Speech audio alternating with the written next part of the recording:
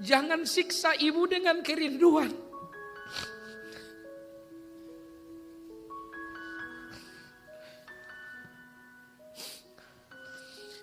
Jangan menyiksa orang tua dengan kerinduan. Kapanpun orang tua menginginkanmu untuk pulang, pulanglah, tinggalkan pekerjaan, tinggalkan istri, tinggalkan anak, kembalilah. Jangan siksa orang tua dengan kerinduan.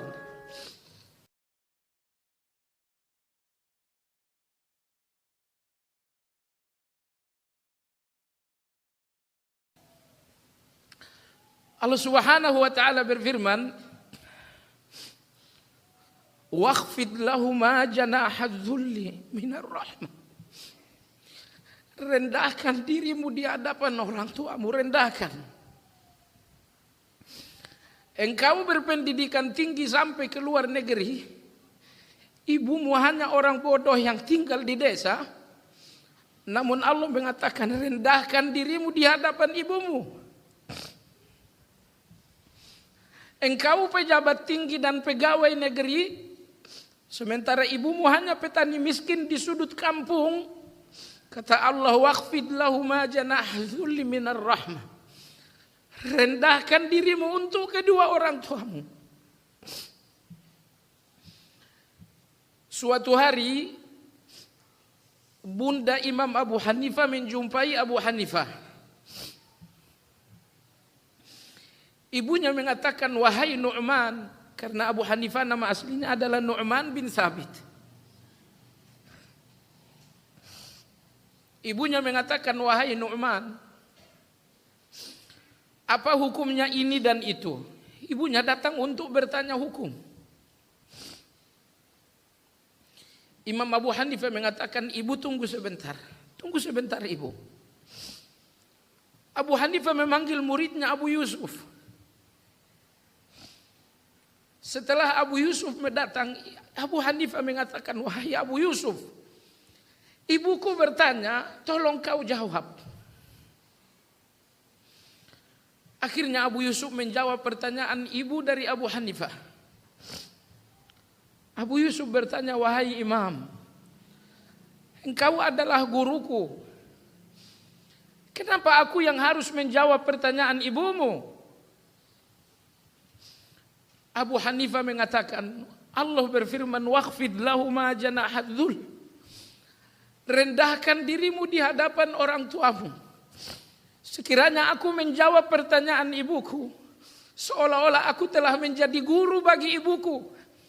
Dan aku tidak mau meninggikan diriku di hadapan ibuku. Oleh sebab itu kau jawab, aku tidak mau menjadi guru bagi ibuku. Karena Allah memerintahkan setiap anak untuk merendahkan diri di hadapan orang tuanya. Maka jemaah sekalian, tidak ada yang betul-betul memahami hati dan perasaan orang tua ini kecuali Allah Azza wa Jalla. Allah berfirman kepada anda setiap anak, waqfid lahuma janahadz-dzulli minar rahmah.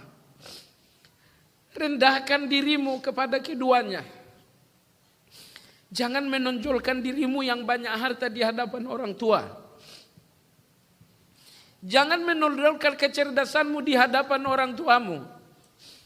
Pangkat dan jabatanmu yang tinggi, lupakanlah itu di hadapan orang tua. Waqfid lahuma janahadz-dzul. Rendahkan dirimu di hadapan keduanya.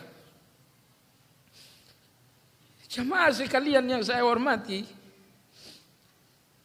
sekiranya anda tidak tinggal bersama kedua orang tua, anda tinggal berjauhan dengan kedua orang tua, usahakan setiap hari menelepon keduanya dan buat keduanya tertawa. Apabila datang pagi, telepon orang tua, telepon ibu-ibu, ajak dia berbicara. Setelah dia tertawa, tutup telepon. Allah Subhanahu wa ta'ala, Nabi SAW bersabda, ridullah fi ridul walidain, wa sukhtullah fi sukhtil walidain. Keriduan Allah untukmu wahai para anak terletak pada keriduan orang tuamu. Dan kebencian Allah terhadap dirimu pun terletak pada kebencian orang tuamu. Usahakan jamaah sekalian bahwa Anda tidak memasuki hari yang baru dalam lembaran usia, kecuali setelah berbicara dengan ayah, dengan ibu. Telepon mereka, buat mereka gembira. Sekiranya Anda memasuki hari ini dengan kegembiraan orang tua, hari ini akan menjadi berkah dalam usia. Saya yakin jamaah sekalian, hari ini tidak akan menjadi hari yang naas buat Anda. Sekiranya hari ini Anda masuki dengan kegembiraan orang tua. Esok hari, lusa dan selanjutnya pun tidak akan pernah ada hari naas itu. Tidak akan pernah ada hari malapetaka itu sementara Anda memasuki hari-hari ini dengan ridho dan kegembiraan orang tua. Orang tua kita kadang-kadang gak mau tinggal bersama kita. Dia lebih bahagia dengan rumah reotnya. Rumah reotnya di desa. Jelek sekali. Tapi dia lebih bahagia tinggal di rumah ini ketimbang tinggal bersama kita. Kenapa jamaah sekalian? Rumah yang reot ini penuh dengan cerita. Betapapun rumah ini sangat reot, tapi disinilah cerita tentang kita. Disinilah cerita tentang kehidupan kita berawal.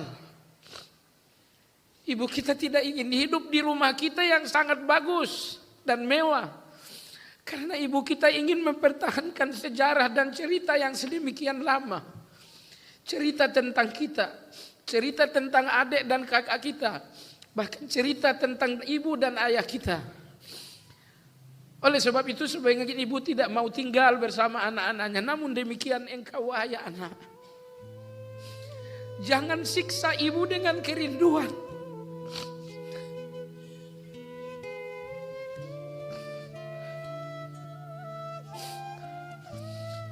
Jangan menyiksa orang tua dengan kerinduan. Kapanpun orang tua menginginkanmu untuk pulang, pulanglah, tinggalkan pekerjaan, tinggalkan istri, tinggalkan anak, kembalilah. Jangan siksa orang tua dengan kerinduan. Dia telah tersiksa untuk mengandung kita. Dia pun telah tersiksa untuk melahirkan kita. Dia telah tersiksa sewaktu menyusui kita. Anda tahu jamaah sekalian,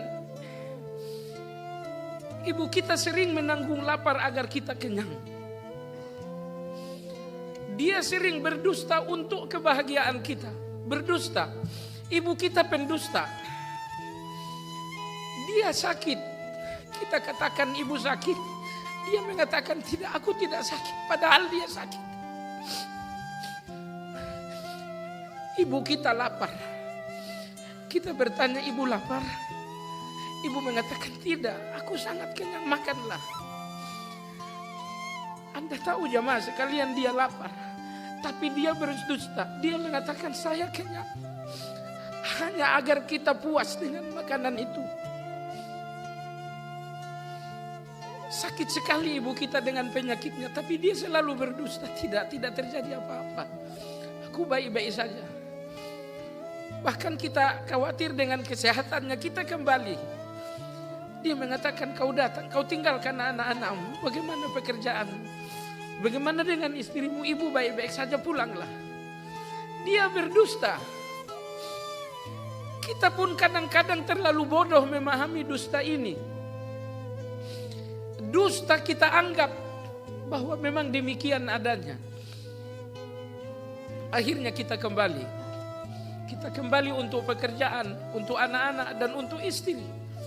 Ternyata ibu yang mengatakan dirinya baik-baik saja hanya berdusta. Kita kembali, ibu kita pun wafat. Jemaah sekalian yang saya hormati, oleh sebab itu, kalau masih ada keduanya, berbuat baiklah. Jangan siksa keduanya dengan kerinduan. Dan jangan terlalu percaya dengan dusta mereka. Mereka berdusta hanya untuk kita tertawa. Seolah-olah ibu-ibu ini jamaah sekalian mengarang demikian banyak dusta agar kita tenang dengan keadaan dirinya. Jemaah sekalian, sekiranya boleh berdoa, kita ingin berdoa untuk keduanya. Ya Allah, ambil kesehatan ini untuk keduanya agar keduanya tidak akan sakit. Ya Allah, sekiranya ada usia yang lebih panjang untukku, ambil sebagian usia ini untuk keduanya agar keduanya lebih lama untuk merendah kehidupan ini. Ibu kita jamaah sekalian bangun tengah malam memperhatikan kita yang tidur pulas. Sekiranya Anda wafat jamaah sekalian, berapa lama anak-anak ini akan menangis untuk kematian Anda? Berapa lama? Berapa lama istri yang Anda cintai ini menangis untuk kematian Anda? Ketahuilah jamaah sekalian, tidak ada air mata yang paling deras untuk Anda lebih dari kematiannya. Lebih dari air mata seorang ibu. Anda mencintai anak, tapi enggak akan banyak air mata mereka untuk Anda. Anda pun menyayangi istri, tapi percayalah bahwa enggak akan terlalu banyak air matanya untuk penderitaan Anda. Karena jamaah sekalian, tidak ada air mata yang paling banyak menetes untuk Anda lebih dari air mata seorang ibu. Lebih dari air mata seorang ayah. Nabi kita sallallahu alaihi wasallam bersabda, ketika seorang laki-laki menjumpai beliau, "Ya Rasulullah, man ahaqqun nas bihusni sahabati?" Siapa orang yang paling berhak mendapatkan persahabatan baikku? Kata Nabi sallallahu alaihi wasallam, ummuk. Orang yang paling berhak mendapatkan kebaikanmu adalah ibumu. Qala thumma man? Laki-laki ini bertanya, lalu siapa di urutan yang kedua? Kata Nabi sallallahu alaihi wasallam, ummuk. Ibumu lagi. Laki-laki ini bertanya, siapa di urutan yang ketiga? Kata Nabi sallallahu alaihi wasallam, ummuk. Di urutan yang ketiga pun ibumu. Qala thumma man? Lalu siapa lagi? Kata Nabi sallam, bapakmu. Summa adanaka fa adanak. Lalu kemudian orang yang paling dekat dan paling dekat lagi. Nabi mengatakan ibumu, ibumu dan ibumu.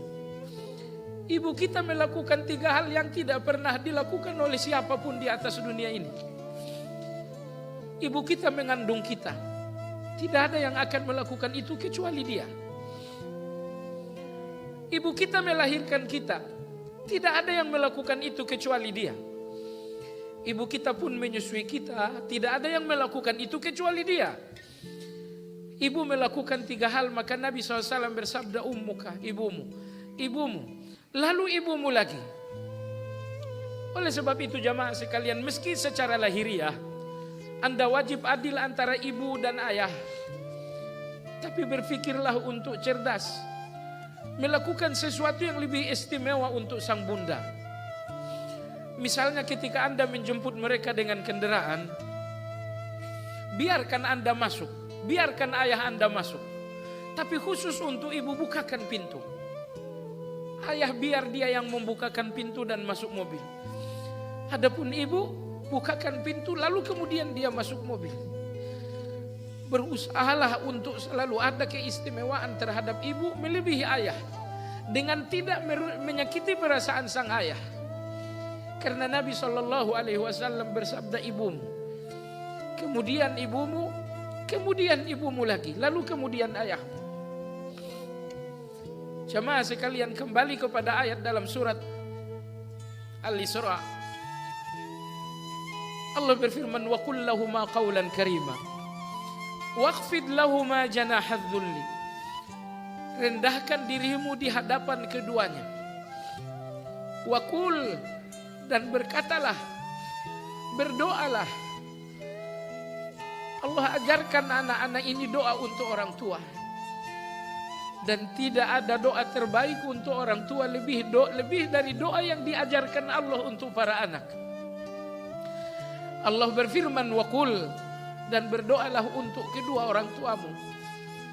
Rabbirhamhuma kama rabbayani shaghira. Wahai Rabbku, sayangi kedua orang tuaku sebagaimana mereka menyayangiku di waktu kecil. Perhatikan ayat ini baik-baik. Allah tidak ingin Anda berdoa hanya dengan Rabbirhamhuma. Ya Allah, sayangi keduanya. Allah tidak inginkan doa hanya sebatas itu untuk keduanya. Allah ingin Anda membayangkan saat-saat kecil Anda bersama orang tua. Kama rabbayani shaghira.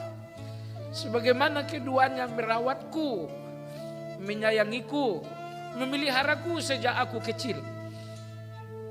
Allah menginginkan Anda membayangkan ini sewaktu Anda berdoa Rabbirhamhuma kama rabbayani shaghira. Ya Allah, sayangi mereka berdua, rahmati mereka berdua, kama rabbayani shaghira, sebagaimana keduanya memelihara dan menjagaku di waktu aku kecil. Kadar minimum seorang anak dinamakan anak saleh apabila selalu ada doa untuk orang tua. Sepanjang Anda terus membacakan Rabbirhamhuma kama rabbayani shaghira, sepanjang itu Anda dinamakan anak yang saleh walaupun dengan kadar yang minimal. Tentu kadar maksimal kesolehan tidak ada. Kadar maksimal anak yang saleh tidak ada. Tidak ada kadar maksimal. Tapi kadar minimum adalah bacakan doa untuk mereka berdua. Rabbirhamhuma kama rabbayani shaghira. Tidak ada uang untuk dikirim untuk keduanya. Bacakan Rabbirhamhuma kama rabbayani shaghira.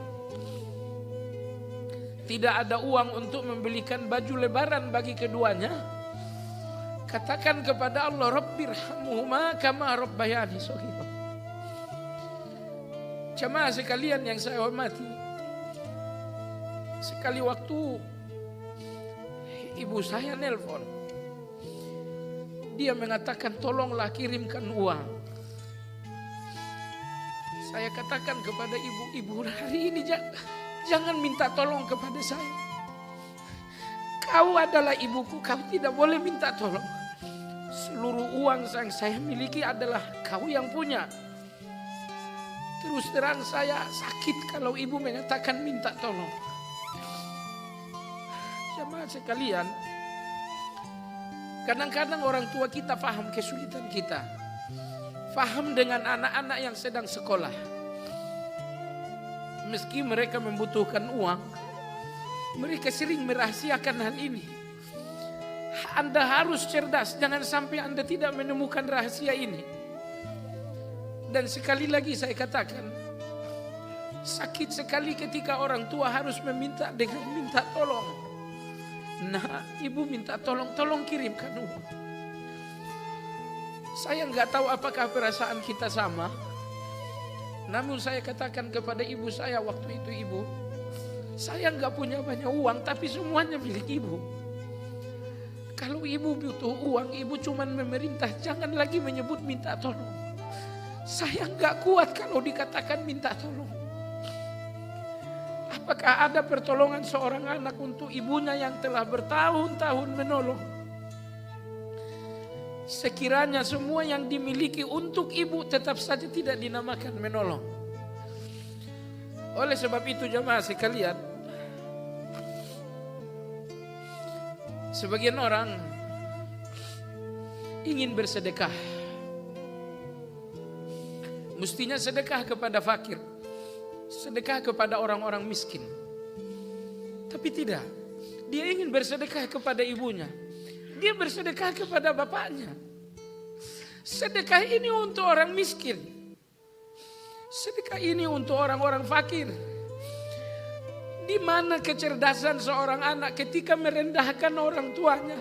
Ibu ini sedekah, terima sedekahku. Kau merendahkan ibumu kalau menganggap ini sedekah. Sedekah ini untuk orang fakir bukan? Jangan berikan sedekah kepada ibu karena itu merendahkan. Ingat jemaah sekalian,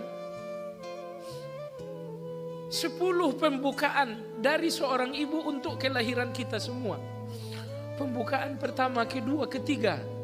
Setelah pembukaan ini selesai, kita pun lahir menjalani kehidupan ini. Ingat baik-baik. Sekiranya seluruh uang Sekiranya seluruh harta ini Anda berikan untuk ibu, Anda tidak akan mampu melunasi satupun pembukaan kelahiran Anda. Sekali lagi saya katakan jemaah sekalian, 10 pembukaan untuk kelahiran Anda ke dunia ini dari rahim ibu Anda. Sekiranya uang dan seluruh harta Anda berikan kepada ibu, demi Allah Anda tidak mampu membayar satupun dari pembukaan tersebut. Oleh sebab itu jemaah sekalian, kalau ibu minta uang, tanya berapa dan jangan coba menawar.